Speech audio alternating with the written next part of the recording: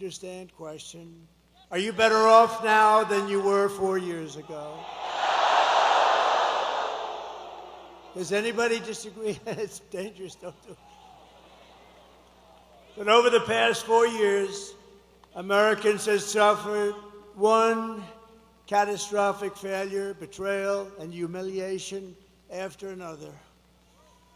Kamala Harris has delivered soaring prices and economic anguish at home, war and chaos abroad, and nation-destroying invasion on our southern border like nobody's ever seen before. She's actually a disaster. My message to Americans tonight is simple. We do not have to live this way. We don't. We don't. And we won't. We won't. We do not have to settle for weakness, incompetence, decline, and decay. With your vote tomorrow, we can fix every single problem our country faces and lead America, and indeed the whole world, to new heights of glory. And we'll help the world. A lot of people think we're isolationists. We're not. But we want the world to appreciate what we're doing. They have to appreciate that we're helping them. When we win election, only one day, oh, does that sound nice? One day from these senators and congressmen. We've been waiting 4 years. Oh, now it's what I've been saying. Only 1 year, 4 years for this.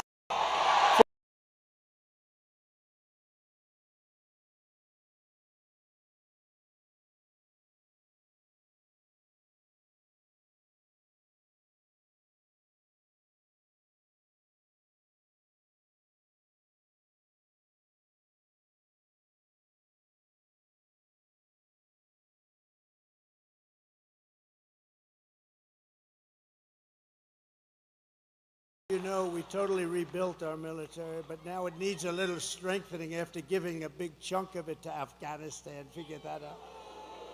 Figure that one out. I will restore peace in the world, and I will rescue the American dream. Together, we will begin the 4 greatest years in the history of our country, and we will launch the most extraordinary economic boom the world has ever seen, and we'll do it by utilizing the assets that we have. If you vote for Kamala, you will have 4 more years of misery, failure, and disaster. Our country may never recover. Vote for me, and I will deliver rising wages, soaring income, and a colossal surge of jobs, wealth, and opportunity for Americans of every race, religion, color, and creed, every one of them. A vote for Trump means your groceries will be cheaper. So many people mention, I go in, so many people mention groceries, that beautiful but simple word, groceries. Sir, my groceries. You don't think of it that way, but that's what they mention more than anything, my groceries. Your paychecks will be higher, your streets will be safer and cleaner, your communities will be richer, and your future will be brighter than ever before.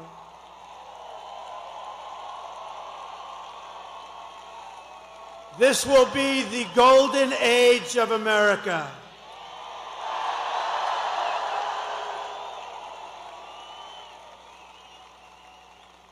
Just a few months ago, in a beautiful field in Pennsylvania, not far from where we are tonight, an assassin tried to stop our movement.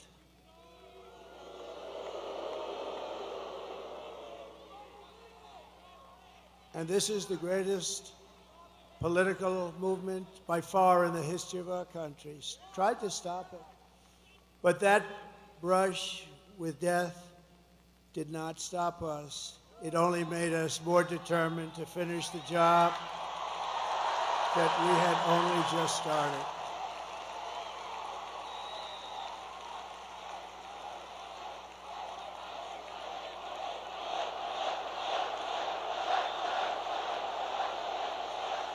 Thank you.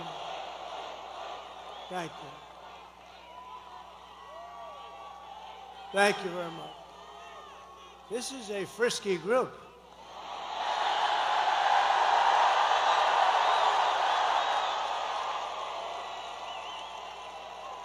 Many people say that God saved me in order to save America. Many people are saying that. And with your help, we will fulfill that extraordinary mission together. We're going to save our country. But many people have said that. To every citizen across this land, I am asking for the honor of your vote. I don't want your money. I don't want anything. I just want your vote. We are on the 5-yard line. I would actually say we're on the 1-yard line, if you want to really know that. And some of the, oh, that's a lot of fake news back there. Look at that. You know, for a person that they hate, they sure do show up, right? Man. That's a big group of people. Some are actually good, and some are just absolutely terrible. All right, thank you for being here. It shows that ratings are more important than hatred. I've always said that. As your president, I will fight for you every single day with every breath in my body. I will fight. Together we will save this country. We will defeat the corrupt system in Washington, and America's future will be an absolutely incredible one. That's what it is. But we got to start immediately. It can't wait any longer. It's not going to be possible. This is all you really need to know. It's simple, not particularly beautiful as a statement, but very simple. It's Kamala broke it, I will fix it.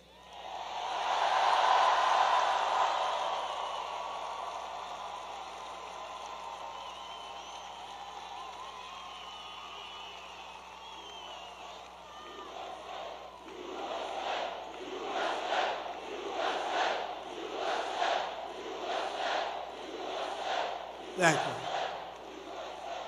And I don't know if you know, but Kamala has a little rally going on. And when I say little, I mean little. It's a competing rally. It's not this giant place that's sold out. What a beautiful, this is a beautiful place. But, and it's quite embarrassing. It's all over the internet. She's screaming. And the people, it's about 100 people, they're not moving.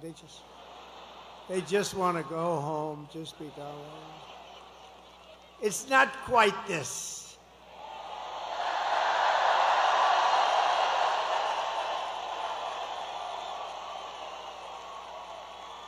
You see the front row?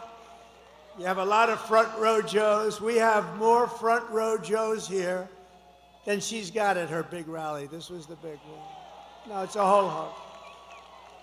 She tried to get stars to come in, and they wouldn't do it, actually.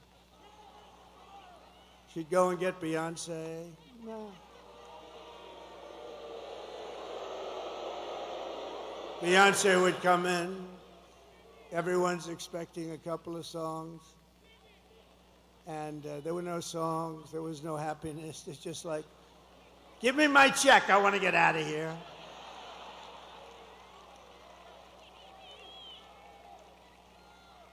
But you always put the star. She should have learned this from Crooked Hillary. Always put the star after you. That way the people stay. Finish your speech. Let the star, and even if she doesn't sing, they booed like hell, but the press didn't play that. They booed both of them the hell out of the stadium. But you know what? Even though the act was terrible, it's like by that time you're out of the building, like Elvis had left the building. Elvis has left the building. Now it's terrible. They obviously forgot to get a star tonight, but we don't need a star. We don't need stars. I never had a star. No.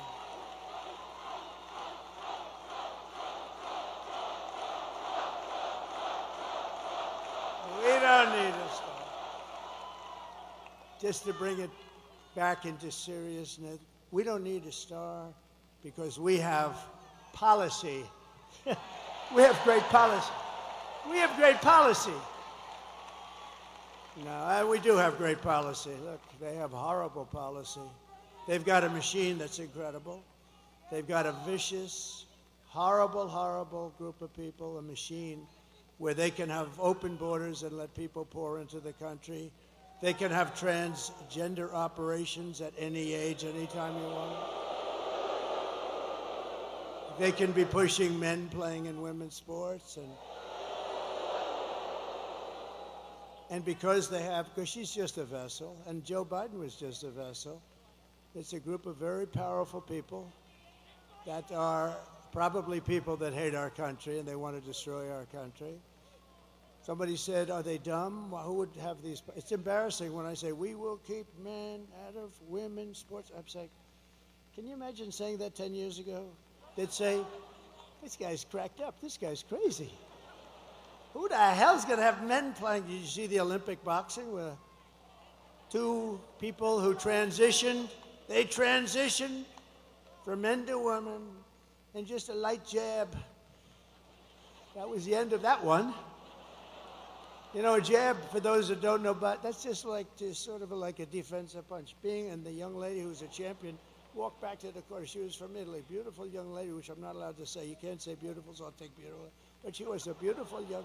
In politics, you're not allowed to call a woman beautiful anymore. It's the end of your career. So please delete the word beautiful. Thank you very much. Well, 60 Minutes deleted the whole damn answer. What? So I'm allowed to do that, aren't I, Susan Wiles? But America will be bigger, better, bolder, richer, safer, and stronger than ever before. Tomorrow you have to stand up and tell Kamala that you've had enough, you can't take it anymore. She's the least talented person we've ever seen in government. She allowed our borders to be open. She's allowed bad things to happen. She allowed a man who was grossly incompetent to remain in the most important position of any country in the world when they're talking nuclear weapons and they're talking wars. And she still says, oh no, I didn't notice anything wrong. If she didn't notice anything wrong, then she's got a bigger problem than he has. So we don't like it, Kamala. We don't like what you've done. You're the worst vice president in history. He's the worst president in history. Kamala, you're fired. Get out. Get out. You're fired.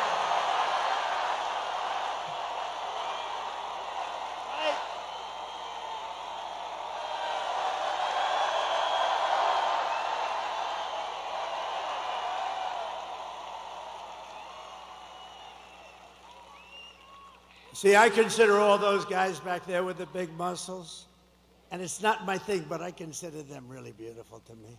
They're beautiful people, and they are productive people.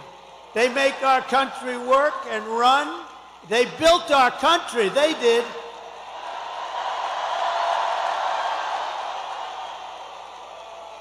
And then you had stupid politicians that let them down. And those companies got taken out of Pittsburg and every place else, like you take candy away from a baby. But now we have the exact opposite. If we win Pennsylvania, we will win the whole thing. It's very simple.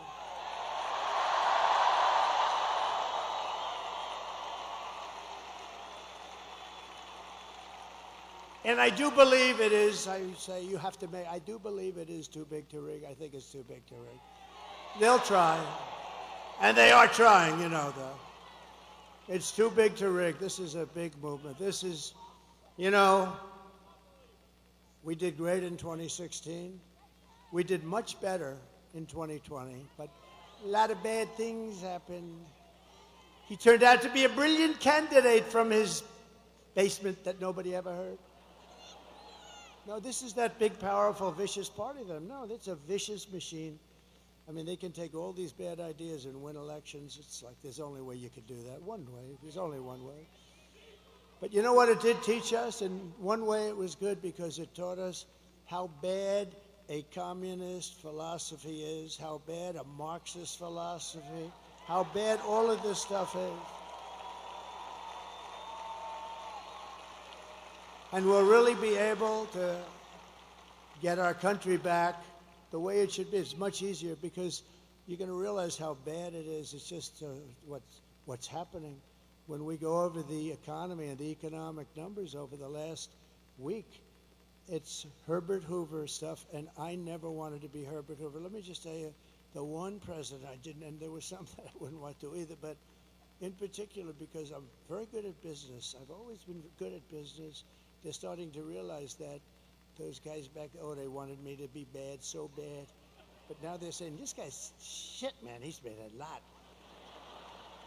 But listen, so, and if I'm not good enough, Elon Musk is good enough because he is working so hard. Elon with that rocket. Think of that rocket 2 weeks ago coming down and those engines are blasting. And I said, man, a few days ago it left. It was a beautiful crystal white. Now it's all like fire blazing. They know about that. Like it went through a steel furnace, by the way, but that's what it did. 10,000 degrees coming down at like 20,000 miles an hour. So think of it, a car's going 90, you're going, this is like 20,000 miles coming down, 22-story building, and it stops, starts flipping around, starts finding this crazy site in the middle of wherever it was. And I told this story, I hope I don't bore you with it, but I had this guy on the phone. I told it at another rally, and I don't want to bore. Did anybody hear this story? Should I tell it again? It's quick. I hate to tell it again. I hate to double up, but this is so I'm talking to this guy, one of the most important people in the nation, in his mind, only in his mind. And because I was president, and they say most likely like about a 96.2% chance. But we can't remember, if you remember 2016, I was given a 3% chance of winning. And then I won Florida, and it went to, think of it. So she was at 97, and I was at 3. Then I won Florida, she went down to 92. Then I won Georgia, then I won North Carolina, then I won South Carolina, then I ran the whole East Coast. And then people started going crazy. Remember the woman with the glasses and that big head of hair? She was screaming. I said to my beautiful wife, why is she screaming? We're going to make America great. Why is she screaming? But she was not too happy. I wonder whatever happened to that woman. She became famous. They were going crazy. Then she had a 55% chance. Then it was a 49%. They went crazy. But that was something. So based on what I'm hearing, he's at right now 4%. She's at 4%. And so we never want to take anything for granted. But we're really doing well. If you vote, here's the story. We have the ball. It's ours to win. The only thing I ask is that you go out and vote. Because if you vote, we're going to win.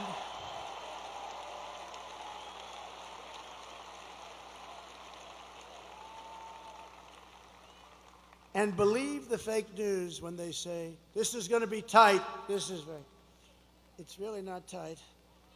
But they want to do that because they want to get ratings. They want everybody to watch. But you got to do this. You got to just forget those people because they don't tell the truth, okay? No. Well, actually, I didn't even correct him because it's actually better if let everyone think it's going to be tight as hell. But whether it is or not doesn't matter. You have to go out and we have to swamp them. Everybody's got to vote.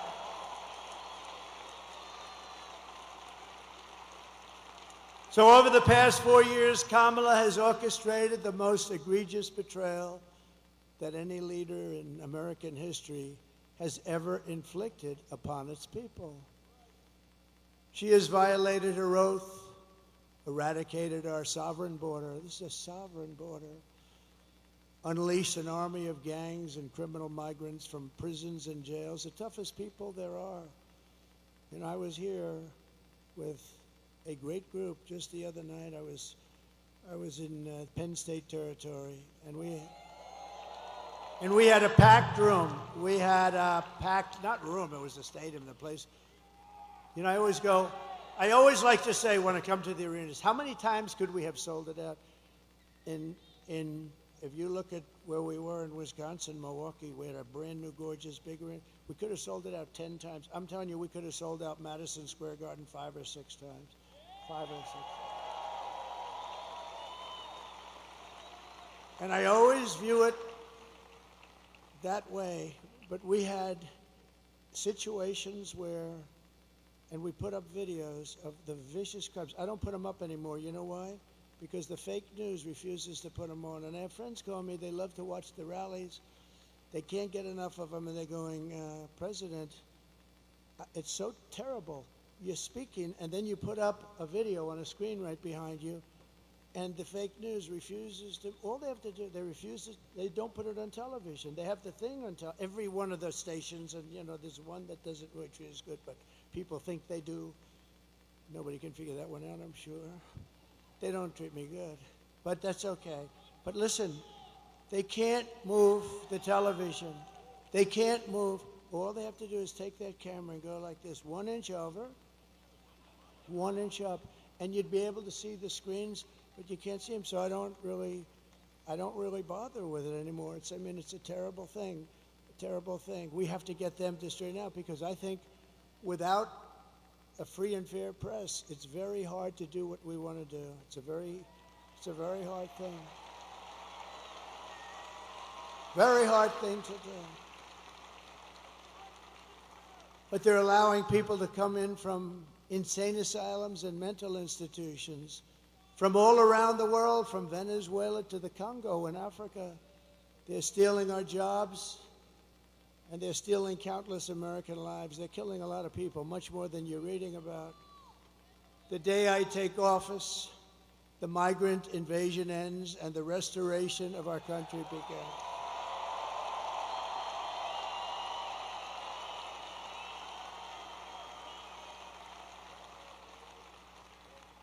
Oh, those Penn State guys, I wanted them to wrestle the migrants.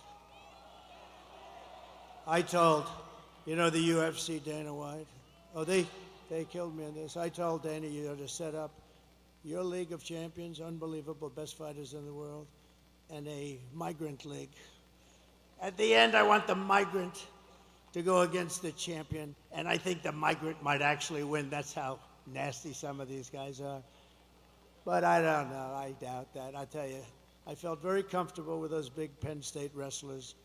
Think of that. They won. I mean, how good is this coach?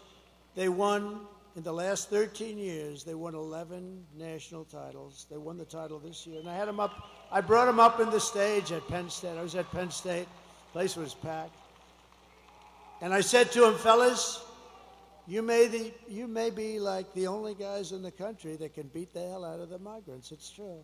They're the only ones that could beat the migrants in a fight. These are tough people. These are people who've been in jails.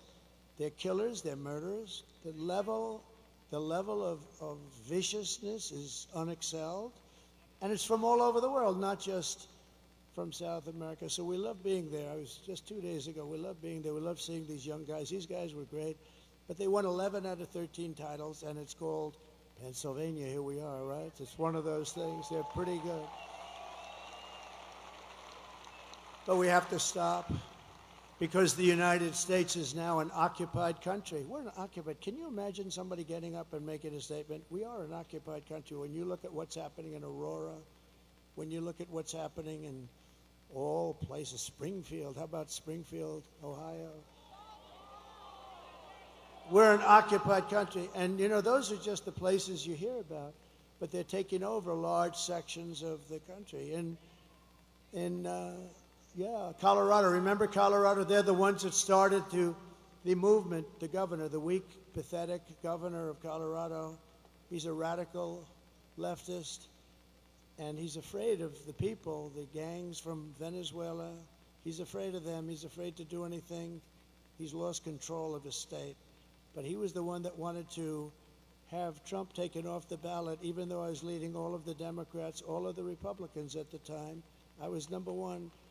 And they went to the United States Supreme Court and got a 9-0 approval, but that Trump has the right to run for president. He wanted me off the ballot.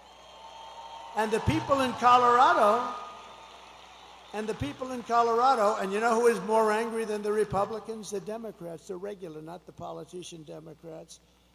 And they showed me with polls where I was leading in a state that normally, well, of course, they have all mail-in voting, so, you can't count too much on that. But if God would come down from heaven, if God would come down and be the vote counter just for one night, he'd only take 1 second, because, God works faster. God works faster, Megan, than anybody else I can imagine. So we only need God for 1 second. He'll do the job.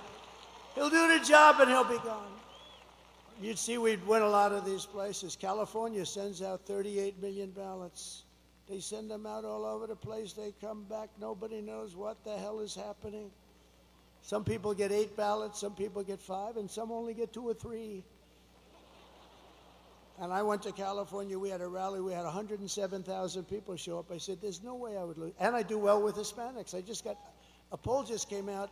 I'm at 56% with Hispanics compared to this woman who was at 36%. How about that?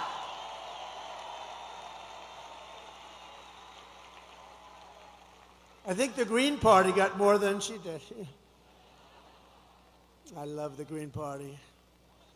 Jill Stein, this may be I never met her, but she may be one of my favorite politicians. But it will soon be, think of it, we're an occupied country, but it will soon be an occupied country no longer. It's not going to be an occupied country. November 5th, 2024 will be Liberation Day in America. On day one, I will launch the largest deportation program of criminals in the history of our country.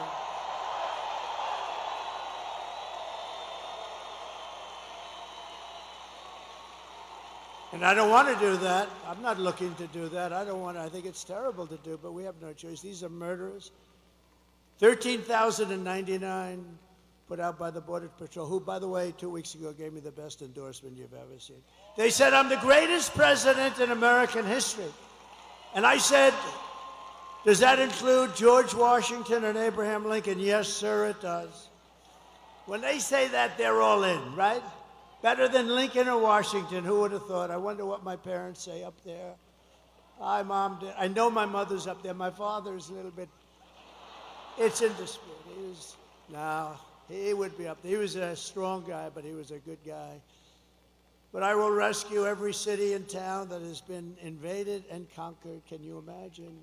We're talking about, these are military invasions without the uniforms. That's all it is. And we will put the vicious and bloodthirsty criminals in jail or kick them the hell out of our country as fast as we can. And to expedite removals of the Tren Aragua gang and the MS-13 gangs, equally as vicious. MS-13 took 2 beautiful teenage girls walking to school in Long Island. For some reason, we took them out by the thousands. ICE. She wants to defund ICE. ICE. They're tough as hell, and they're also people that love our country. They took 2 young girls, and they sliced them into pieces as they were walking. They didn't shoot them because that's too quick. They sliced them up and left them dead.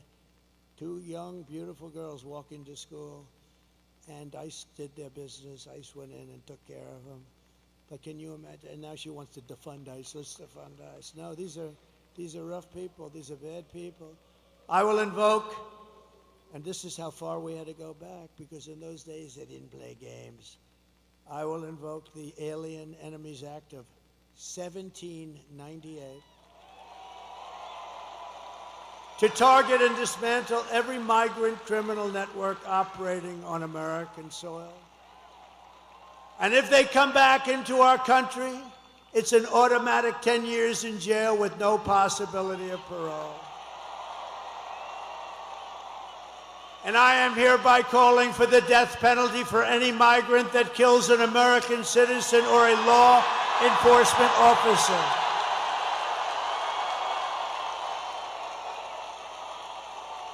Right?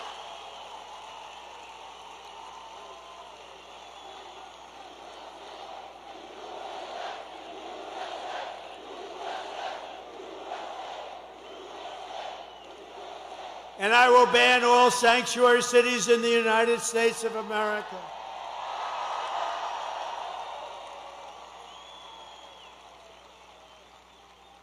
And I am going to immediately do something that nobody's ever heard before. And I've wanted to do it for a long time, but I don't want these guys to do it because they won't do it properly. We will immediately stop the drugs pouring across our border. We lose 300,000 people. You don't lose 90. They've been saying 90, 90, 90. We lose 300,000. Everybody in this room knows people that were devastated. Their children mostly, but the parents too, they die. Fentanyl, they put a piece, take a pin, put a little tiny piece of fentanyl at the top of that pin, and that can kill 5 people. Put a little bit more, it can kill the entire town. This is what we're dealing with. Everybody I know is losing sons, children to fentanyl. We lose not 100,000, we lose probably much more than 300,000. So essentially that's a war, right? That's a war. We don't lose that many soldiers if you're in wars. So we lose 300,000 people a year to drugs entering from Mexico. And if they don't stop this poison from flooding into our country, and they can stop it by not accepting it from China, and I'm doing the same thing with China, we're going to tariff the hell out of them.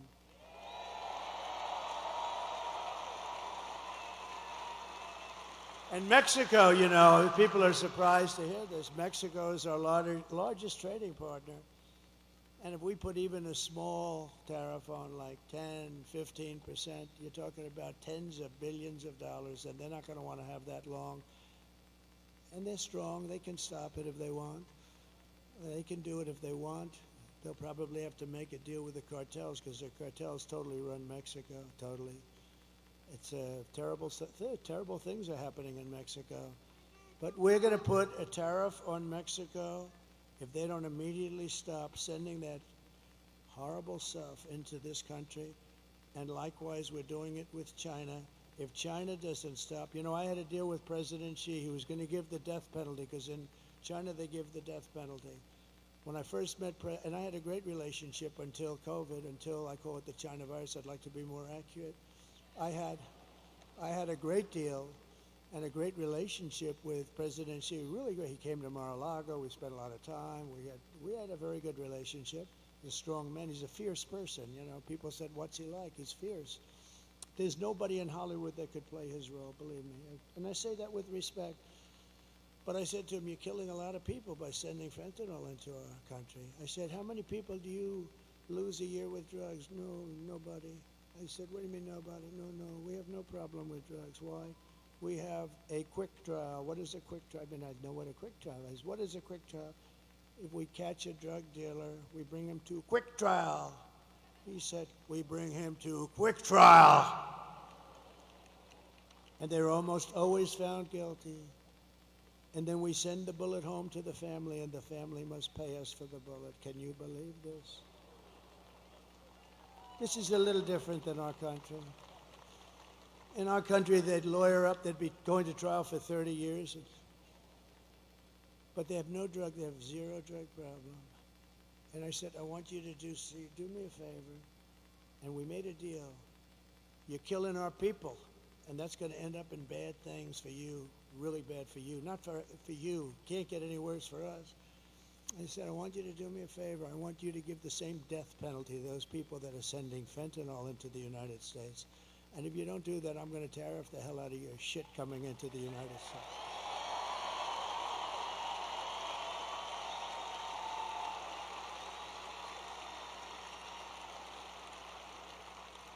And guess what? He agreed to do it. We had an agreement, and then we had a very bad election, a horrible election. Think of the difference, how different our country would be. You wouldn't have had the fentanyl problem. You really wouldn't. You wouldn't have had inflation because they did that by screwing around with my energy. We had energy at $1.84. It was $1.87. It was corrected by the federal government. I was at $1.84. We had all of these things. You wouldn't have had October 7th in Israel. All those people would be alive today. The hostages, most of whom are no longer living. Think of it. Russia would not have attacked. Ukraine wouldn't have happened. But Israel wouldn't have happened because Iran was broke. I said you can't buy any oil from Iran. Anybody that buys oil from Iran can't deal in the United States. We don't do business with you. China stopped it. I told that to President Xi. If you buy oil, they were the primary customer. If you buy 1 barrel of oil, 1 barrel from Iran, you're not doing any business with the United States. We'll go cold turkey, which some people like anyway. And you know what? They said, all right, they didn't. Nobody did. I said that to 45 different countries. They weren't selling anything. They were essentially broke. They wanted to make a deal so badly. And then we had that bad election, that horrible, disgusting, worst thing that ever happened to the country was that election. And I left, and they didn't follow up the deal that I made. And the fentanyl is now pouring into Mexico at numbers, and more people are dying, and it comes across this open border, and we're taking in more drugs, human smuggling, all women, setting records. Bring up my all-time favorite chart, if it's possible to find. Where is that all-time favorite?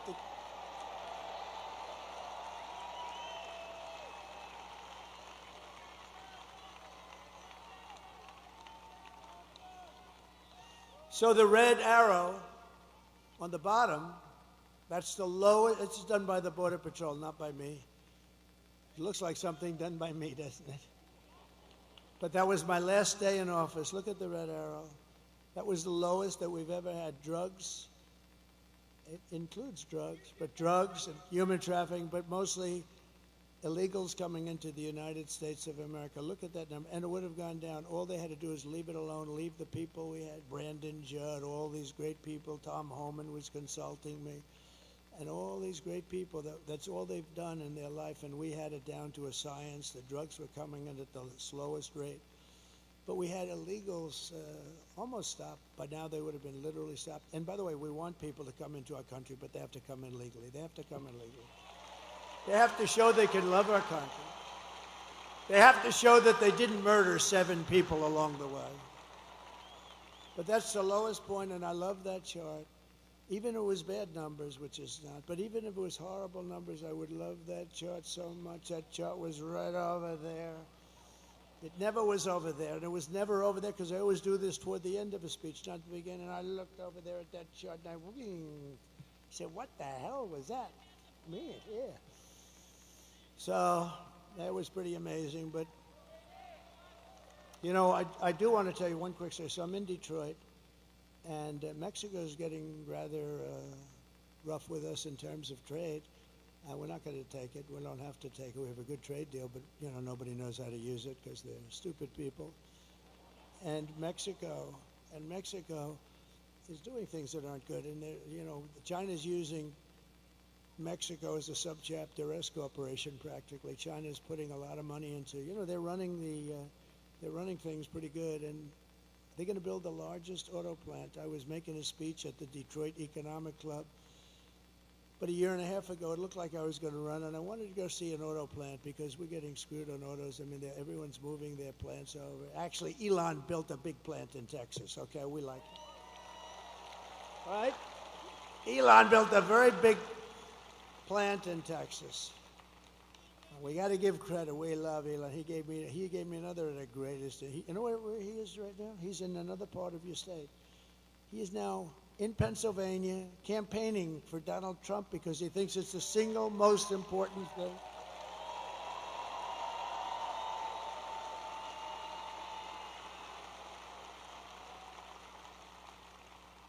And you know, he said something to me that was interesting.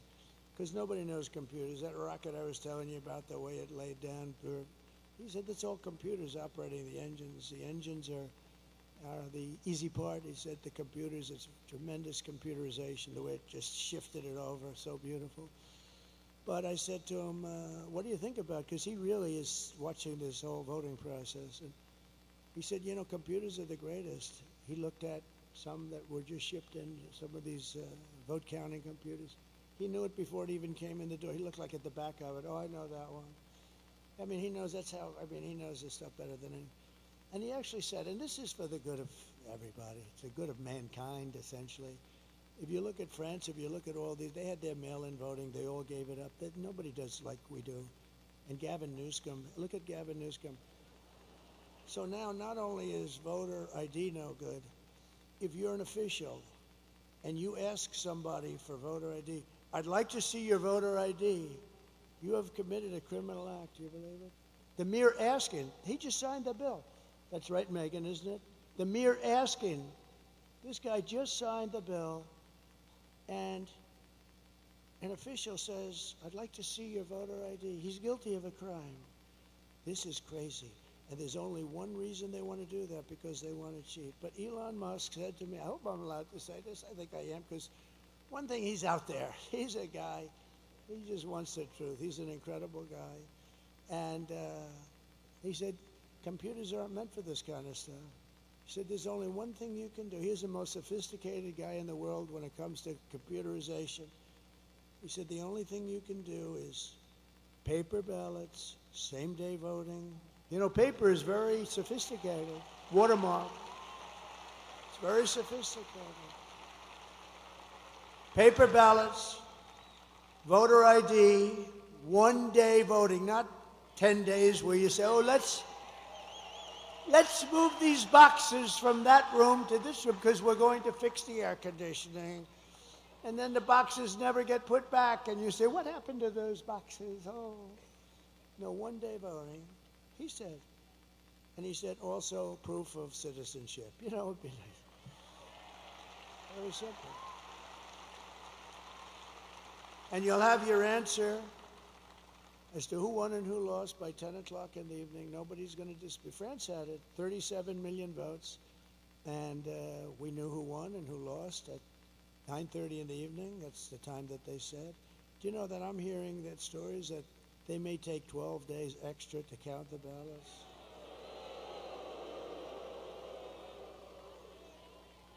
And bad things happen when you do that, although today we won a very good case in Georgia, where the judge ruled that no, they're not allowed to have unlimited extensions for the votes to come in. That's what I was. We have unlimited extensions. We just found 100,000 votes just poured in from the. No, we got to straighten out. You know, it won't affect me after this. We have to do it. We have to win the old-fashioned way and then fix it. But we have to fix it. We can't allow this to happen. And remember, the states are essentially an agent, if I can use that term, but they're an agent of the federal government. The states are doing the collecting, so to speak. And they have to take their orders from the federal government. And how can you do this where they say it's going to take days long? You have all this equipment. The other thing is, if you go to a paper system, it'll cost you 8% of what all of this fancy machinery costs. But Elon said that there is no computer in the world that can't be broken into very easily by somebody that's computer smart. I have a son at home, Barron. I said, people love Barron. They love Barron. They love Barron. I say, Barron, you're always on your computer. I think you have to learn it at a young age, actually. Barron, you're always on your computer. You got to stop. You got to do other things. Yes, Dad. Yes, Dad. Sure. Sure, Dad. Don't be wise. Look, I'm going to turn this thing off. Okay, Dad. Try it. So I turn it off, Dad. I turn it off. It's locked. It's done. I have a number on it. He calls me 45. Come here, Dad. Take a look. No, these kids are genius, I'm telling you. He's a wise guy, smart one. And do I have good kids? I have to just... Are my kids here? Where are my kids? There are here. Get him out here. I think I want to bring him up. 4 years.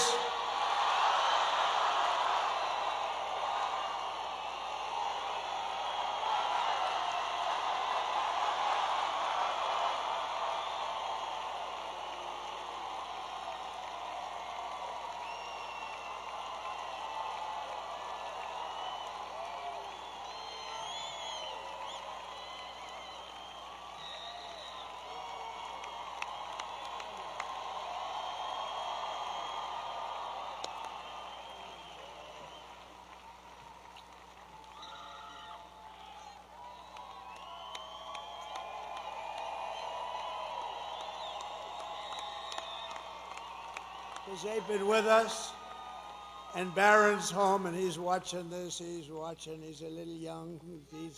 He's watching. They love Barron, huh? We love Barron.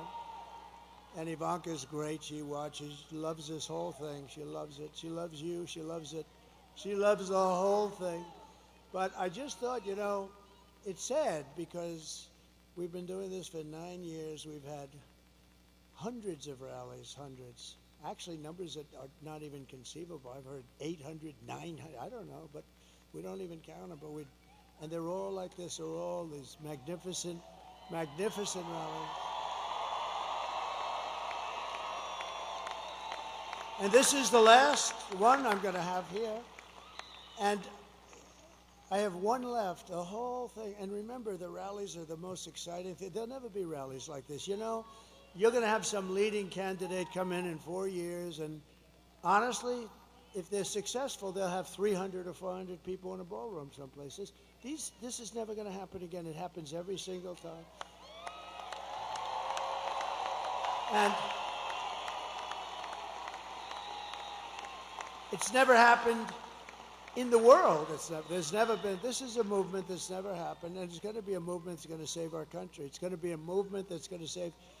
But it's sad in terms of we'll never have this, but we'll have other get-togethers. And in a way, all what we're doing, all these years of work, and, you know, we started off with that very bad situation 4 years ago, and it was so sickening to wait 4 years. And if I didn't do so well, I did so much better the second time than the first. I wouldn't have done this if I took in less votes. We took in close to 12 million more votes. I mean, Barack Hussein Obama, he didn't do that.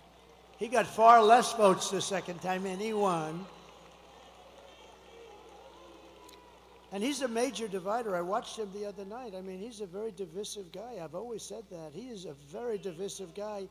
And his wife, I've always been so nice. Ooh, she was hitting me. She was hitting me, Michelle. She was hitting me. That wasn't nice. I've always been nice, but they're dividers, I'll tell you right now. We're not going to stand. Dividers are no good. He's a highly overrated man, I'm telling you that. But he's a divider. I watched him with this crap where he's trying to get her in. He's the one that pushed her in the first place, and look what happens. I mean, I hope it happens, because if it doesn't happen, this country's in big trouble.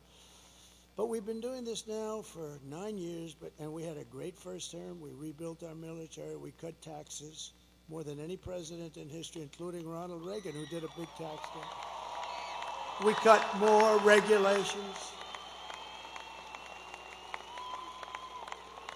We developed an open space force through the Congress, and I think that's going to go down. First time in 82 years that last one was the Air Force. We did that. I mean, think of all the different things that we did. We were respected all over the world. China respected us. Everybody respected us. There was no laughing at your leader. They came up with all these hoaxes, Adam Schiff and all this scum that we have in this country. They're scum. And they knew it was a hoax. And they tried to put this guy who didn't know anything about Russia, they tried to put him in jail, Adam Schiff, conceived of the story. Think of it. Adam Shifty Schiff, one of the truly unattractive people. I call him Watermelon Head. He's got the largest head and the smallest neck. He's got a neck that's about 4 inches around. He's got a watermelon on top of it. But he's not a stupid person, but he's an evil kind of person. And he's likely going to be a senator, unfortunately. But I mean, this scum is going to be a senator. So their movement carries on, but our movement carries on too. As long as ours carries on. No, he's got the smallest neck I've ever seen. Do you think he can play football for the Pittsburgh Steelers? I don't think so. One shot, and there goes the whole thing would fall apart. One little shot. One tiny tap like that, boom, falls off. No, but bad. But think of how bad this is. I don't want to put him on the spot, but this kid went through hell on a story that they knew was made up, Russia, Russia, Russia hoax. And I saw a Schiff come out of an intelligence meeting or something. He's not supposed to even do this, but he goes out into this press, and he says, Donald Trump Jr. will go to jail for what he's done with Russia. Right? And I said, whoa. I said, what's this all about? So I called him up. I said, Don, what's going on? I said, Dad, I don't know anything about Russia. He didn't do anything. He went before grand juries. He went before what they did to this guy was, and you know what? I think he became tougher because of it. Maybe too tough. I think he's too tough, Sarah. I don't like it. He's too tough. They've made my son too tough, Mike.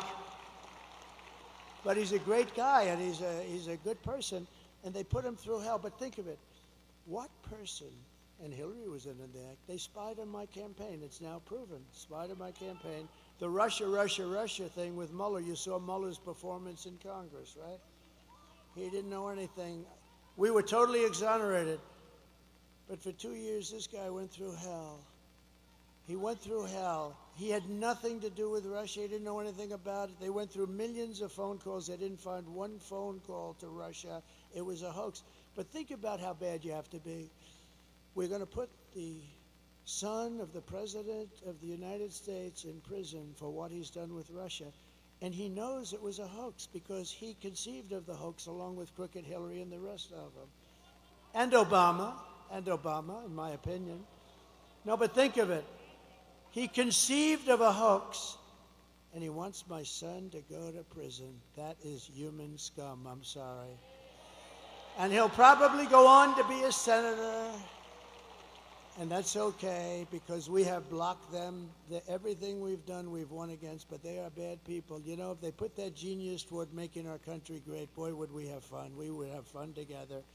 But I don't know if they're capable of doing that. It'd be great if we could bring everybody together. The time we came together is just previous to COVID. We had the most successful country ever in history. We were doubling up in China. They were paying us billions of dollars. No other president took in anything. And you know what was happening? Everybody had jobs. African American, Asian American, everybody. Asian, the Hispanics. Look at me with Hispanics. Hispanics. They remember that period 4 years, 5 years ago, but everybody was successful. Men, women, people that went to MIT, Harvard, and Wharton, and people that didn't have a degree. Everybody was doing better than they've ever done before. People that never graduated from high school. And I'll tell you what was happening is I was getting calls from people that I would say are the radical left, but people that were definitely very far left, and people wanted to start meeting. There was a whole thing. This country was coming together, and then we got hit with something that nobody knew what the hell it was, although I did say it was from the Wuhan lab. I was right about that. And bad things happened, and we actually did a great job. Never got the credit for that. We got the credit for what we did with the economy. For what we did, we rebuilt the entire U.S. military, and we knocked the hell out of ISIS. It took them. They were fighting ISIS for 18 years. It took me 4 weeks to get rid of them, right? 4 weeks. So, 4 weeks to get rid of them. But I will tell you, and I just say this because so many people say, is there any way to unify the country? And I used to sort of say, no, look, we want to have walls, we want to have borders, and they don't. I think it has to just be explained. I think that's an easy one. They want the men and women sports things. You know, I've been a politician for now, I can't believe I say that, but 9 years. I've had a lot of people come up and say, well, what about taxes? What about this? Nobody's ever said, sir, it's really important to allow men to play in women's sports. I've never had anybody say it. Nobody's come up to me and said, you know, on the transgender thing, sir, it's very important to my family that you get that. I mean, these things are crazy. And yet on television, that's all they talk about. That's all they talk about. But we're going to turn this country. The bottom line is, it was really starting to come together. Then we got hit. We got to fix that. Think of it. And when I turned it back over, the stock market was higher than it was just previous to COVID coming. And think of it. Amazing. We handed them something beautiful, and they blew it. They blew it right out the window. It's terrible. They blew it, and now we're going to end up in a depression, frankly, if you look at the numbers that we're going to present in a second. But I just want to thank my kids because they are great kids, and they have been with me from the beginning. They've been with me right from the beginning.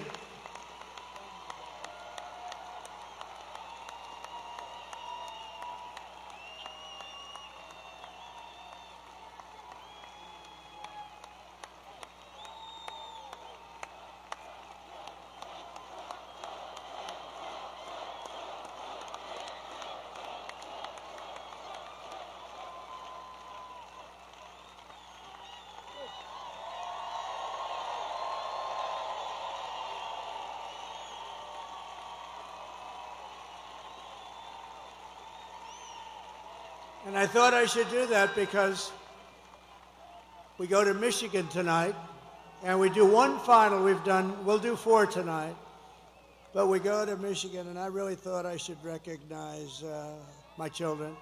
So this is the second to last one. That's sad, because we've been together. I mean, look at these people, the front row Joes, the North Carolina women, the whole thing. We have people that have come to hundreds of the rallies, and we all love it. And, you know, they all love the country. Everyone they don't come to our rallies if they don't love the country, just because they wouldn't do it. But but here's the only thing in closing.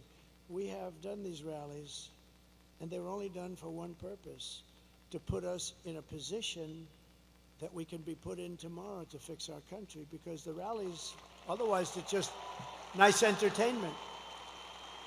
So all of these rallies that we've had for years now, they're done to put us, and you know, after that last horrible situation, and so many bad things happened, China was immediately allowed to go buy oil, and Iran has hundreds of billions of dollars now. They had nothing. They were broke, and so many other things happened, and it's really sad. But we were put in a position with these rallies where, I can't tell you yet, but I mean, we're certainly on the 2 or 3 yard line, and the only way we can blow it is if you blow it. I've given you the ball. I mean, you got to go and vote.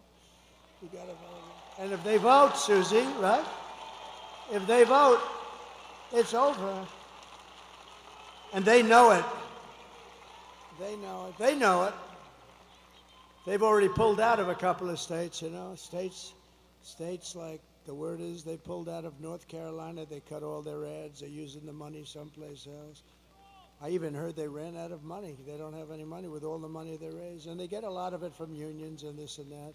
Even though some of the guys were telling me, the steel workers, they say the steel workers are with you, just the top guys aren't. Because you know what? I don't even blame them. It's a habit. So many years, 50, 60, 70 years, they support the Democrats, like a habit. But they're going to do a lot better with me. I want to tell you one quick story because it has to do with these people, because I want to save their jobs, whether it's auto workers or steel workers. So China,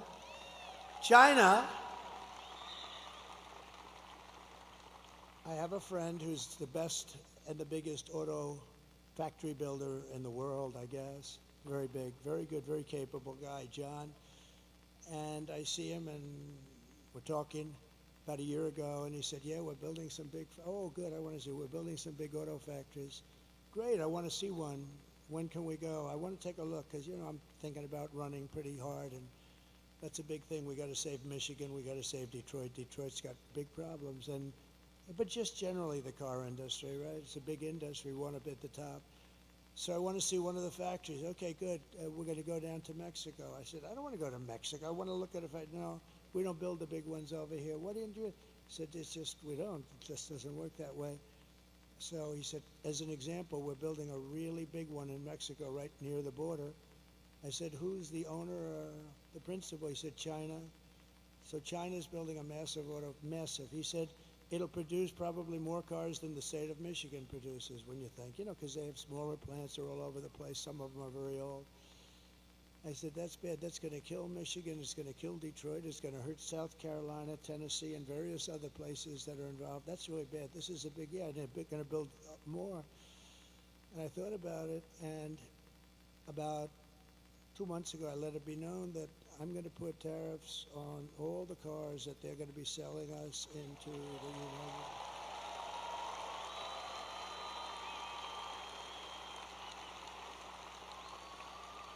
And I let it be known that the tariffs will be about 100%, and 100% tariff on any car that's made in these factories in Mexico, probably any car coming in from Mexico. Remember, I'm going to put tariffs. This is a big thing. I'm putting tariffs on Mexico. If they don't straighten out this drug, it's their problem. They're coming through Mexico, and Mexico's accepting this fentanyl, and I'm putting tariffs on Mexico. Every damn thing that they sell into the United States is going to have like a 25% tariff until they stop drugs from coming in. And let me tell you something. Those drugs will stop so damn fast that your head will spin. And I'm not playing games. I'm going to do, and I'm doing the same thing to China. If they want to sell Mexico fentanyl at levels that nobody, it's going crazy right now what they're doing. At least we fought it like hell, and we did relatively successful. You can never, they put it in hubcaps of cars. It's tough. It's all over the place. It's genius, some of these devices they come up with. But I've told China, you want to sell, we're going to have a good relationship with China, hopefully. I want to have a good relationship. But you sell fentanyl into the United States through Mexico, we're putting a 25% or so tariff on until such time as you stop doing it. And they're not going to do it for long, because that is a massive penalty. And we don't have to fight. We don't have to fight with guns. I had no wars. I stopped wars. I stopped two countries from fighting each other that have nothing to do with us. You can ask Rick Grinnell, who did a great job for us, and you can ask, you can ask Mike Pompeo, he's here. I stopped countries from fighting wars that had nothing to do with us. Just say, listen, fellas, you've been killing each other for 1,000 years. If you keep, and they both did business with the United States and made money. I said, if you keep fighting like this, you're killing people. Lots of people are dying. That's all I cared about. I didn't care where they're from, but people are dying. Good people are dying because these leaders are stupid. And so I said, if you keep doing it, I'm putting a 50% tariff on everything that you do business with the United States on. I'm talking to two countries. They call me up the next day together. We have resolved our differences. It didn't help me, but you know what? I saved a lot of lives.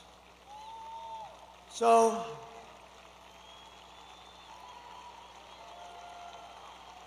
getting back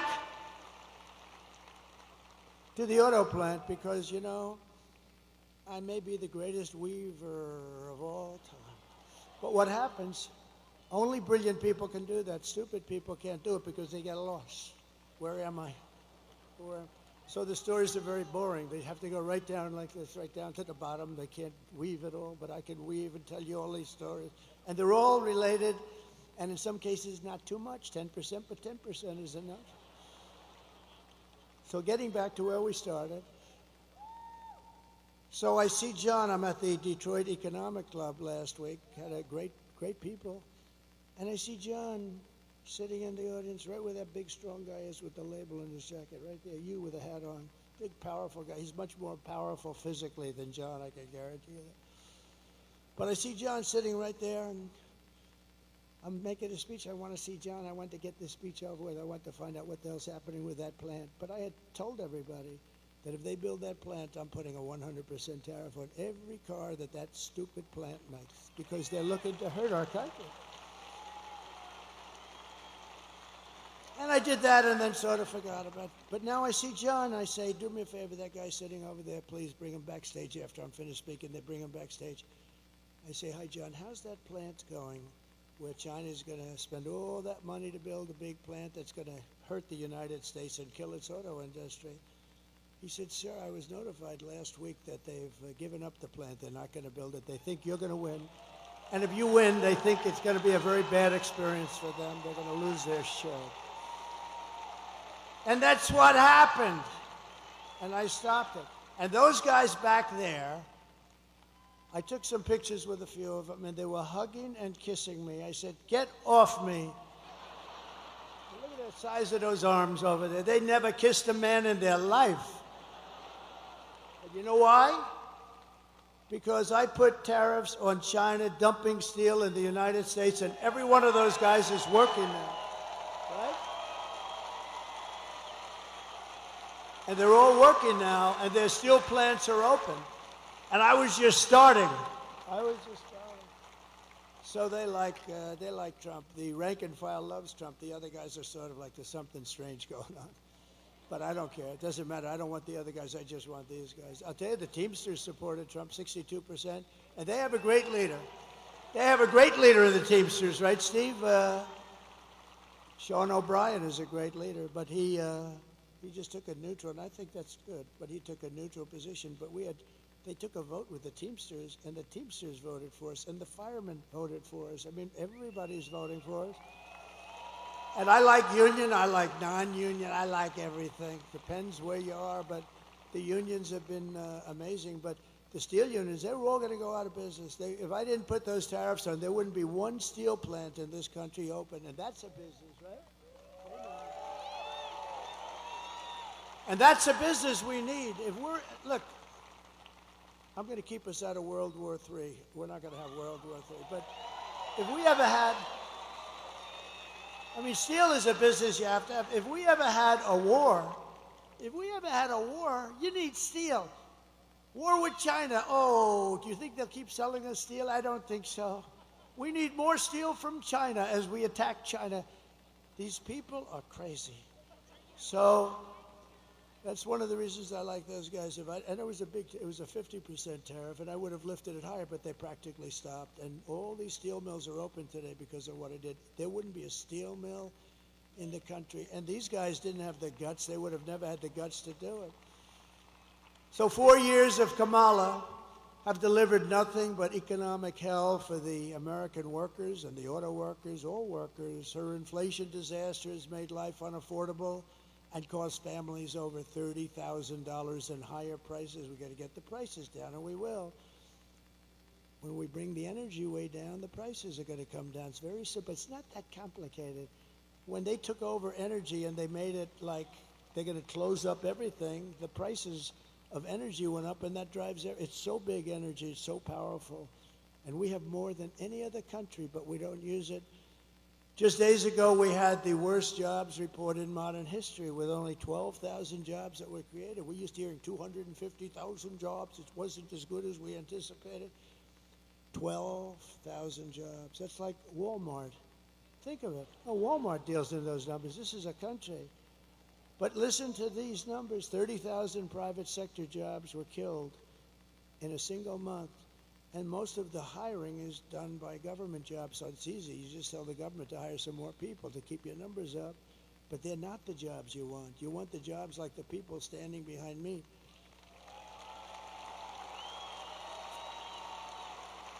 And listen, and nearly 100,000 manufacturing jobs were wiped out. And these are government numbers. These are not Trump numbers. This is not Trump. This is government. We get it right off the tabs. They were wiped out. 100 jobs, manufacturing jobs, were lost since the start of this year. 150,000 Americans joined the unemployment rolls in October. 150,000. And nearly 250,000 people dropped out of the labor force over a very short period of time. Just think, a few months ago, they had fraudulently claimed, these people are crooks, they had fraudulently claimed that they had 818,000 jobs created. And it was a fraud. And what happened is they wanted it because that was such a big number that it made the jobs picture not look great, frankly, because they're so far down. But it looked okay. It wasn't like a story. You know, they had a normal thing. So they created a fake 818,000 jobs, and they thought they'd be able to get away with it through the election. They wanted to get away with it right through the election and then announce a week after the election that they're going to revise the numbers. How would you like to be me? And that happened. When I heard this, I looked up, I said, thank you, God. Thank you very much.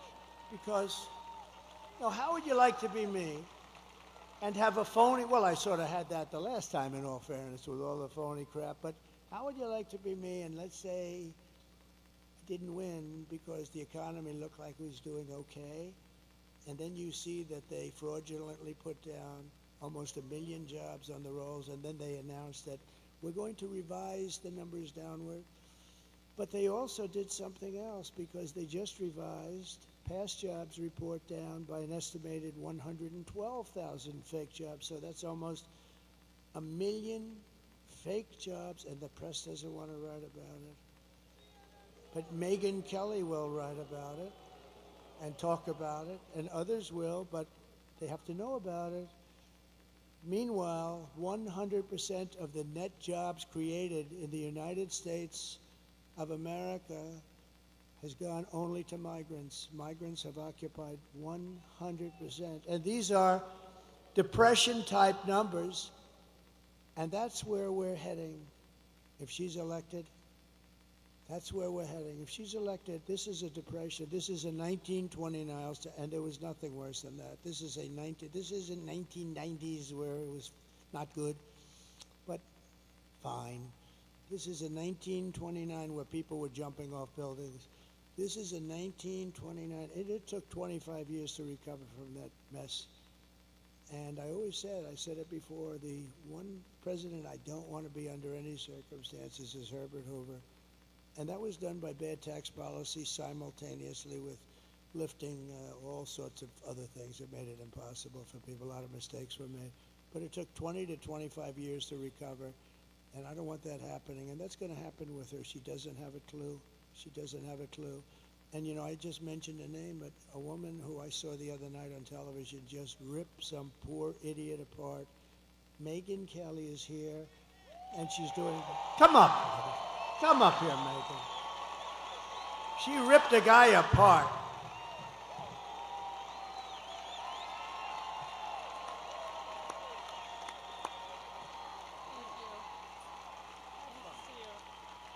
Hi, everybody.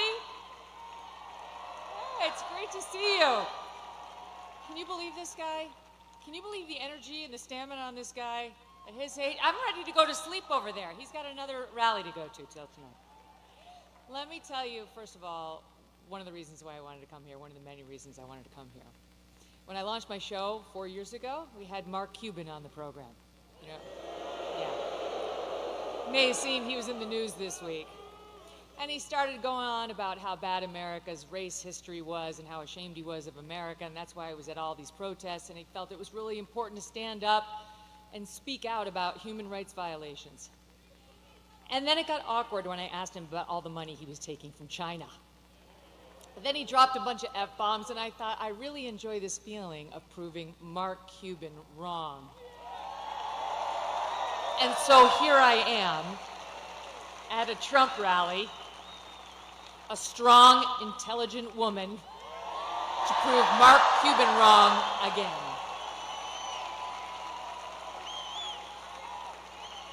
I won't take up much of your time, but I do want to tell you the main reasons I am voting for Donald Trump. Number one, immigration. He mentioned it. And people like Laken Riley. I'll be thinking about her tomorrow all day. 22 years old, killed in Georgia, a young nursing student by an illegal. I'll be thinking about Jocelyn Nungare, 12 years old, in Texas, murdered by 2 Venezuelan illegals. President Trump closed the border. Kamala Harris opened it by choice. It wasn't accidental. She said it would be humane. That's what she and her boss believed. Tell it to Laken Riley's family.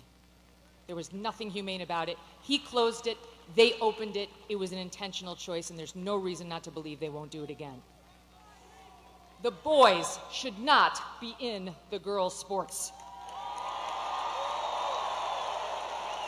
The boys should not be in the girls' bathrooms. The boys should not be in the girls' locker rooms.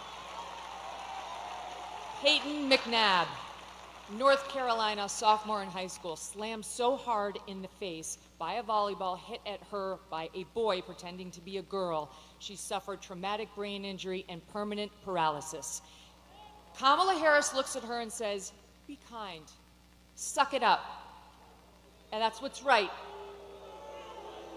Why do our girls have to face brain damage in order to be kind to boys who want to invade their sports? And by the way, they are going into the women's prisons. She changed the law in California to make sure the taxpayers would pay for their sex change operations. She was not just following the law, she changed the law. President Trump will stop it.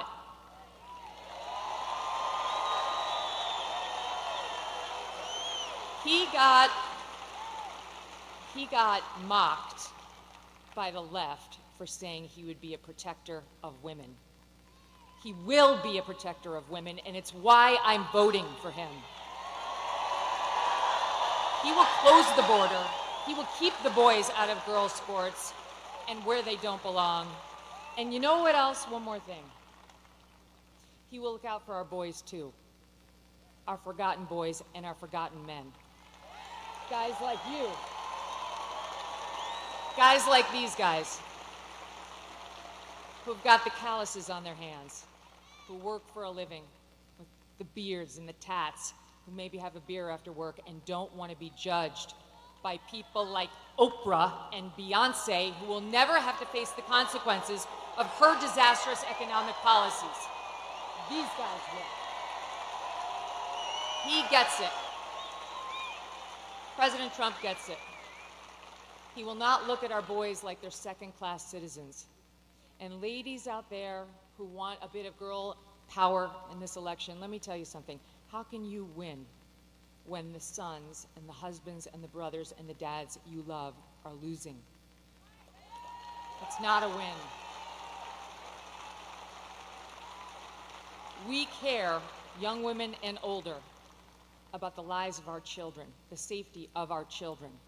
And we need not get so obsessed with what happens when they're in the womb that we forget about taking care of them once we're here and they're loved. Last point, what I don't want, what I don't think you want, is the left's version of masculinity. You see that ad they did about Trump voters trying to encourage women to lie to their husbands so that they could vote for her instead of Trump? That's their version of what marriage looks like. An overbearing husband who bullies his wife into saying she voted one way as opposed to an honest, open relationship. Oh, wait, I'm talking about Kamala and Doug. Okay, sorry. Where was that story in the news? Where was that story? I don't remember a single media person, not one, who sat with him, asked him about the abuse allegations against him by a successful professional attorney who has great details, who has receipts, who has witnesses. No one even asked about it. I'm not into their version of toxic masculinity or new masculinity. I prefer the old version. Them, all of you, and I prefer a president who understands how to be strong and how to fight. I hope all of you do what I did last week.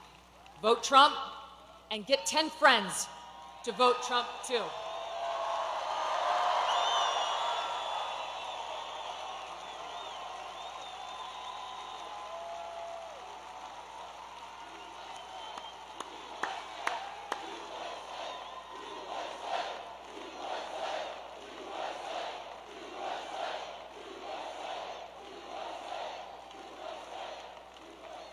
Unbelievable. Thank you. Wow. Whoa.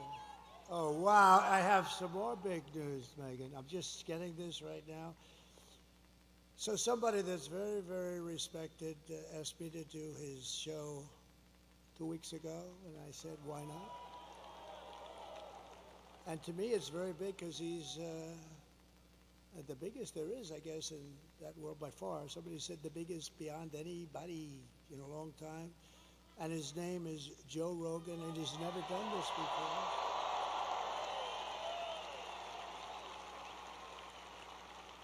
And it just came over the wires that Joe Rogan just endorsed me. Is that good?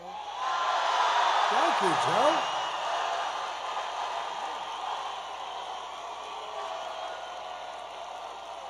That's so nice. And he doesn't do that. He doesn't do that stuff.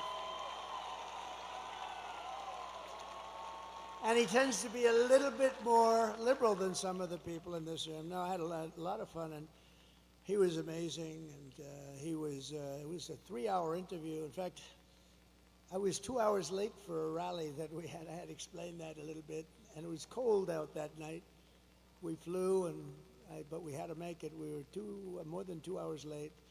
And they understood. I said, I just was interviewed by a very interesting guy, and he just kept going on. They called it a long form, and it could have gone a lot longer, but he was great. And he's not a person that does endorsements, but he did an endorsement. So I just want to thank Joe Rogan. That's fantastic.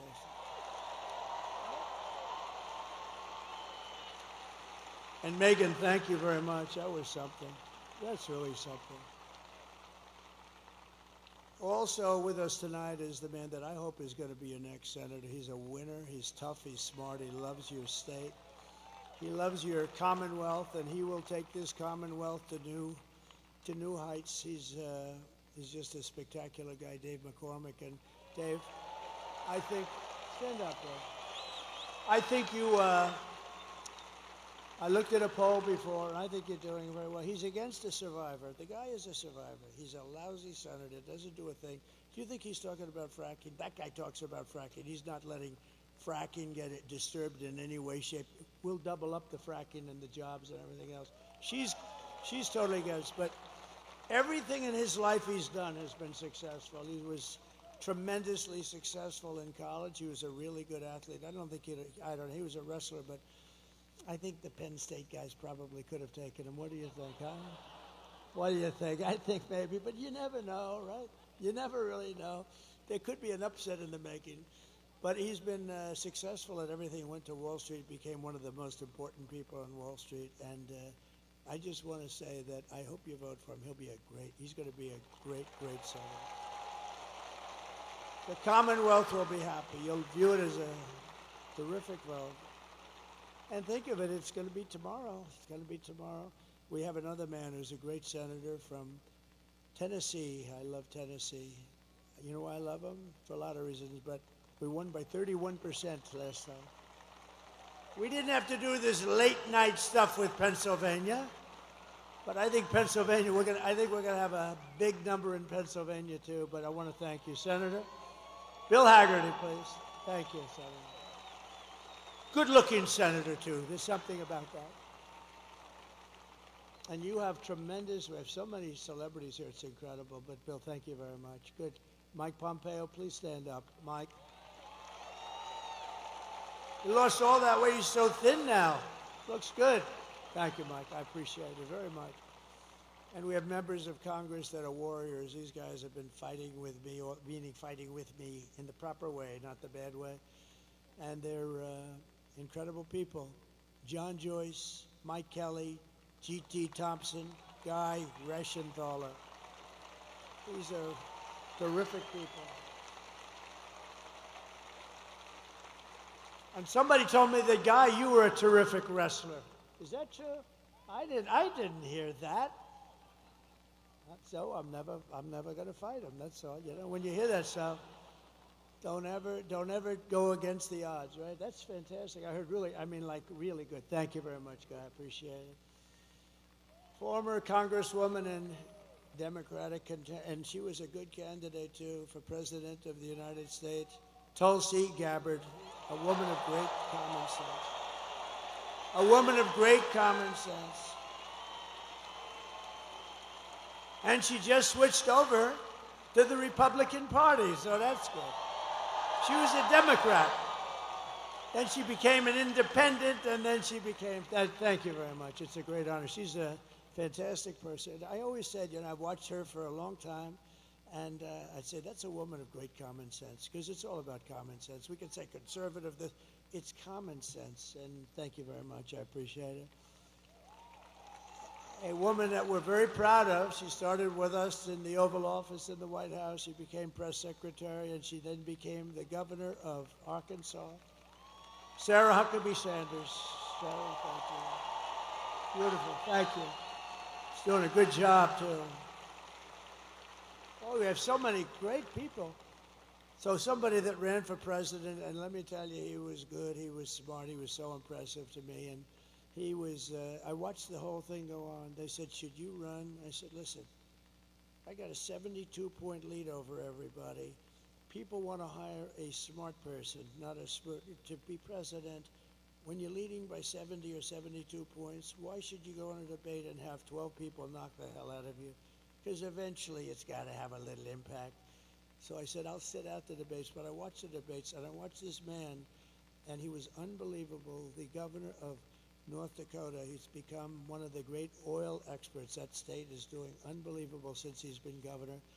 And he was like me. He was a successful businessman. He made a lot of money, and he wanted to run, and he knew the state. He was in the state, and he ran for governor. He won. He's been one of the best governors in the country, very smart, and we got to bring him in because he's not going to be running again. I guess he's term limited or something, but he's not. And we're going to find a good place for this guy. We're not going to let him go. Governor Doug Burgum. Thank you. Thank you very much. And his wife, Catherine. Catherine is phenomenal. The son of one of the greatest baseball players of all time. You think I don't know about Roberto Clemente? Oh. So Roberto Clemente Jr., and I hear he's quite a player also, but I'll tell you, I remember his father in deep right field. I remember the throw. You know, I've seen a lot of baseball, and I've seen a lot of throws. And baseball doesn't seem to be quite what it was. We got to do something about that, you know? Too many stations, too many games, too late at night. They should hire me as commissioner, although I like their commission, I do. Some commissioners I don't like. But, you know, make baseball great. But I saw, come up here for a second, wherever you may be. Where is this guy? Because this guy was like, come up here, come on up here. Anybody with that gene, anybody with the blood in him of Roberto Clemente. Puerto Rico, I love Puerto Rico. Come on, come here. Tell them how great was your father.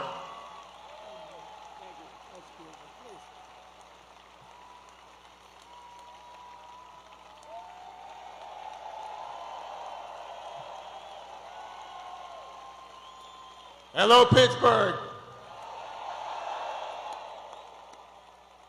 Well, one thing that I can say is that I'm very proud to be here. For the first time, I had to take a step forward. It is very important for me to support this man because I believe tomorrow is a change of time.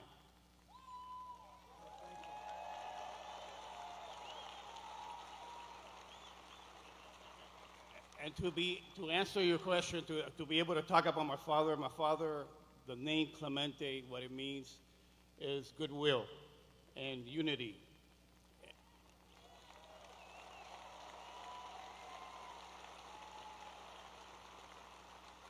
I believe that your team is going to bring it all home. I believe in everything that you stand for right now, being able to make the change for our families, my 3 kids that are very young and we live here in Pennsylvania.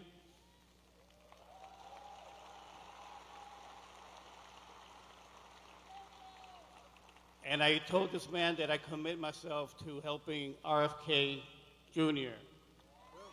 with our kids and making America healthy again.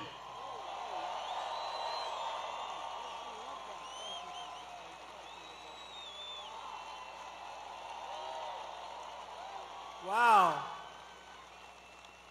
Well, Bobby's going to like that. Bobby's great, by the way. He's going to work, and he's going to work with it, but now he's going to work with Roberto Jr., Bobby Kennedy. You know, he's a credible guy. It's not an easy step. You know, they've been Democrats a long time, the Kennedy family. I'm sure they were thrilled, but Bobby had to do the right thing, and he did, and he's going to be very much involved. You know, he's got a tremendous view on health and pesticides and all the stuff, and we're not really a healthy country. Look at some countries are much healthier than we are, and they don't use all of this stuff. And so Bobby's going to pretty much do what he wants. I want him to do something really important for our country, makes people healthier. We have obesity. We have every problem you can have. And Bobby feels very strongly about it. And he's going to be very much right. The only thing I told him, though, Bobby, you got to do one thing. Do whatever you want. You just go ahead. Work on the pesticides. Work on making women's health. He's so into women's health. And, you know, he's really unbelievable. It's such a passion. But I said, Bobby, I want you to do it, but leave the liquid gold to me. Don't trample that. Don't trample on our liquid gold, because we have more than any other country in the world by far. Don't trample on that, Bobby. Let me just close your eyes. Let me just make our country rich as hell. So I got to keep him away from that. That could be a problem, but I got to keep him away from that. So that's so exciting with Megan and Joe. That's so exciting. I mean, we have so many great endorsements. It's just really amazing.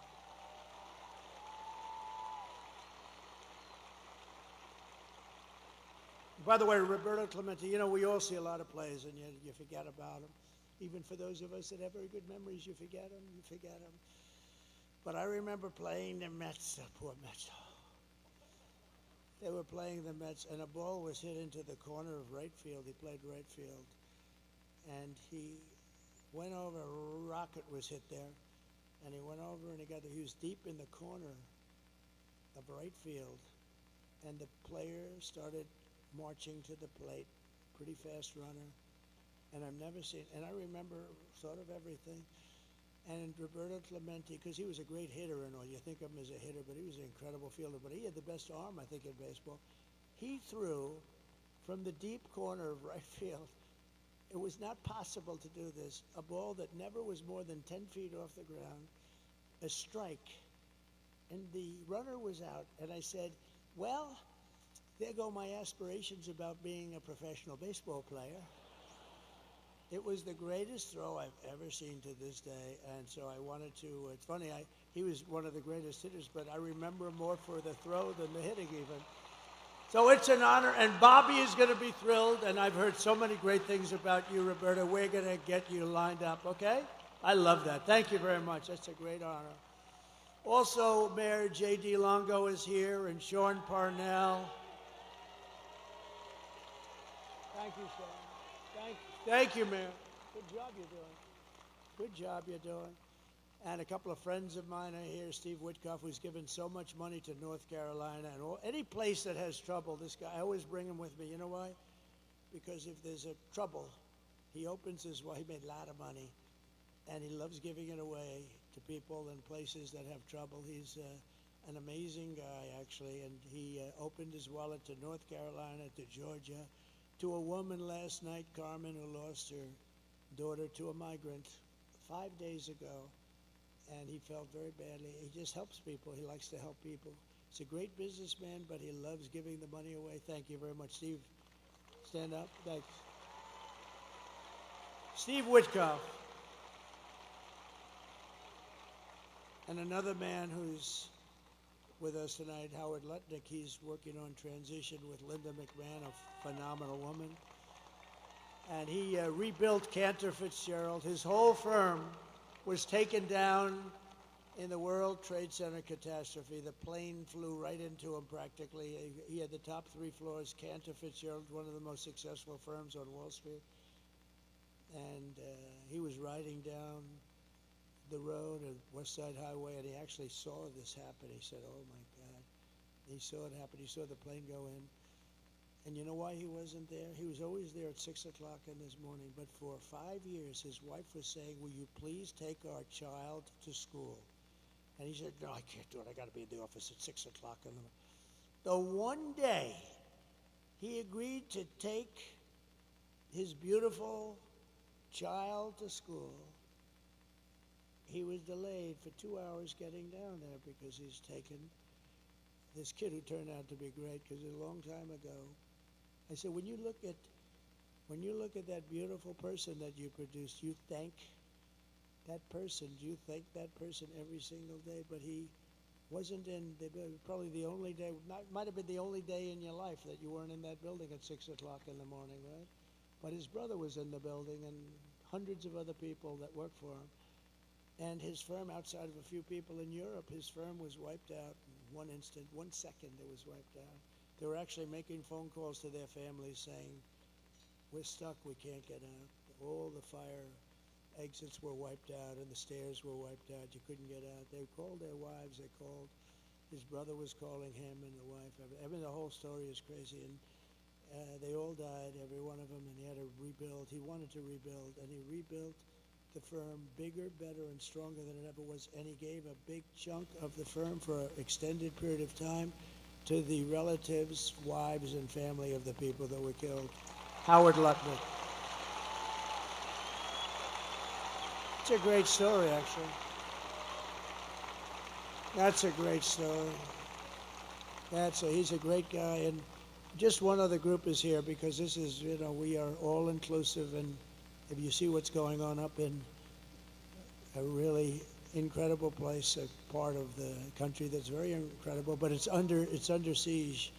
It's under siege. It's happening in Detroit. It's happening in a lot of other places, but Michigan is really under siege because of what they're doing to the auto business. We're bringing it all back. You see that we're gonna through a series of intelligent tariffs, no taxes, but intelligent tariffs.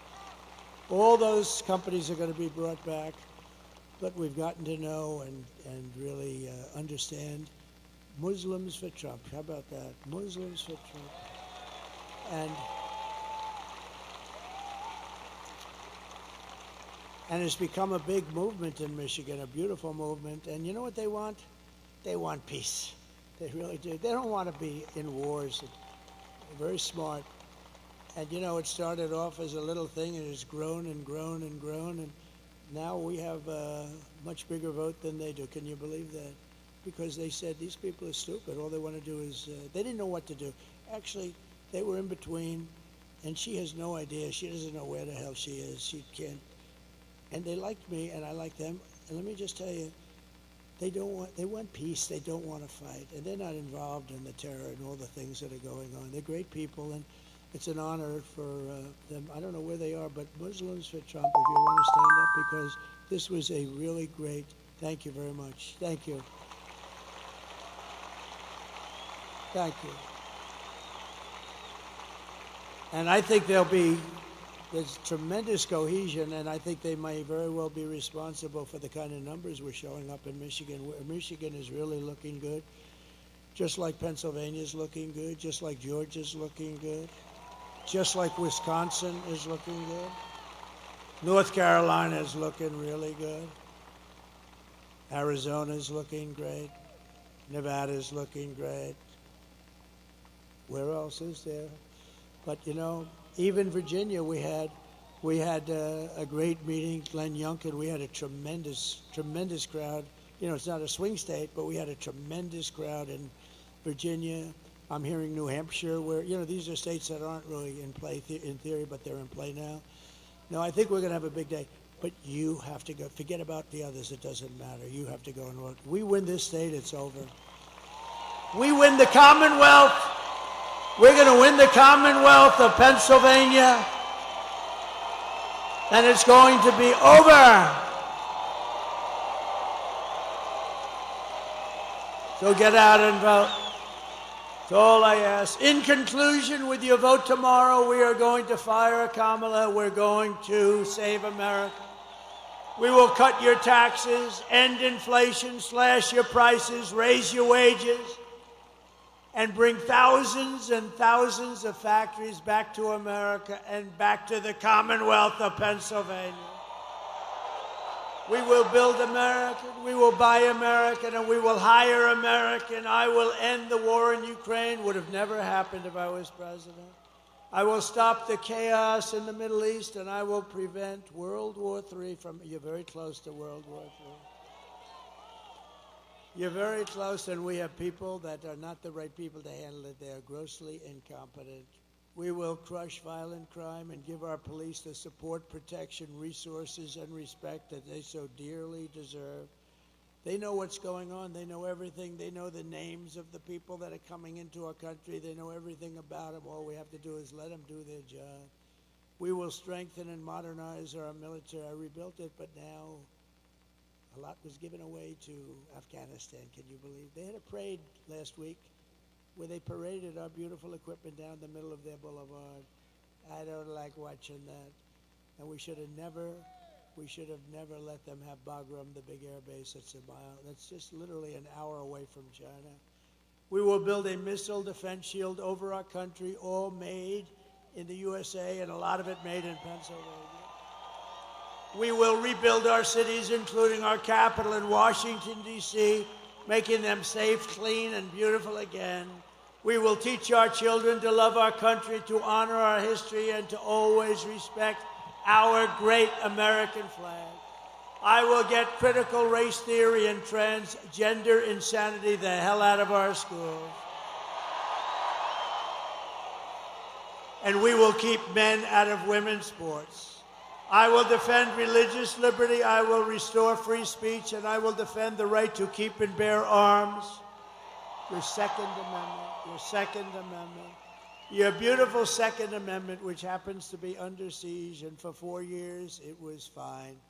After years of building up foreign nations, defending foreign borders, and protecting foreign lands, we are finally going to build up our country, defend our borders, and protect our citizens and our land.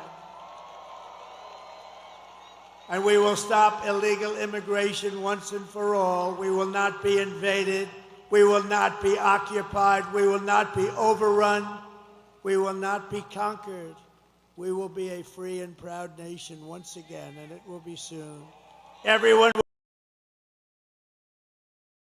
day will be filled with opportunity and hope and the American dream. But for that to happen, we must defeat Kamala Harris and stop her radical left agenda, which is a landslide that is too big to rig. We're going to have too big to rig. TikTok. So you need to get out immediately. You have to get out tomorrow. You have to get out tomorrow and vote. For the past 9 years, we have been fighting against the most sinister and corrupt forces on earth. They're the most sinister.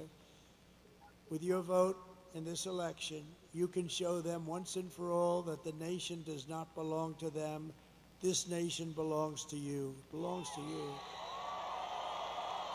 It was hard-working patriots like you who built this country, and tomorrow it's hard-working patriots like you who are going to save our country.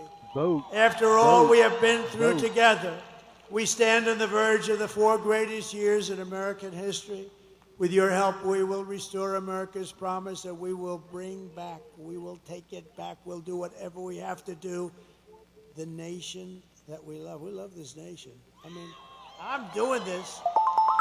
I could be in the most beautiful beaches in the world getting whacked by saltwater waves with sharks in it, by the way. I don't like that. I'd rather be here. I want to be right here in Pittsburgh.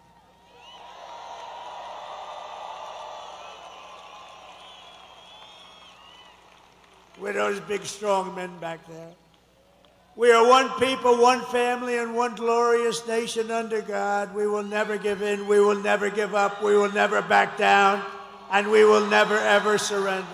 MAGA. Together we will fight, fight, fight, and win, win, win. November 5th, tomorrow, will be the most important day in the history of our country, and together we will make America powerful again. We will make America wealthy again.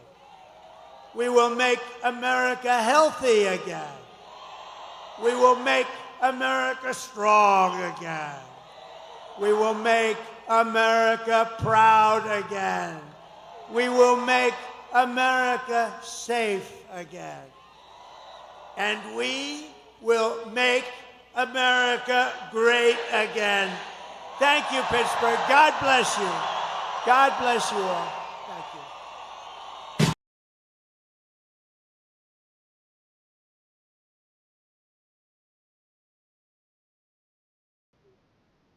Make America great again. Vote.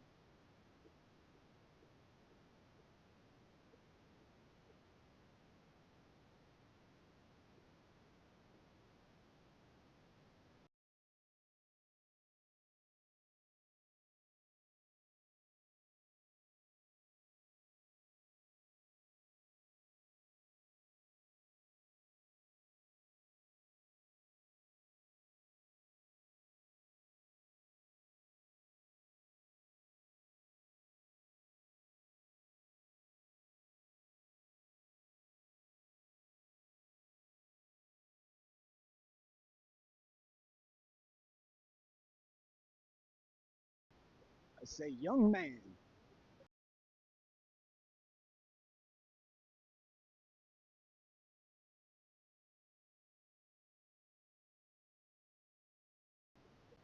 YMCA.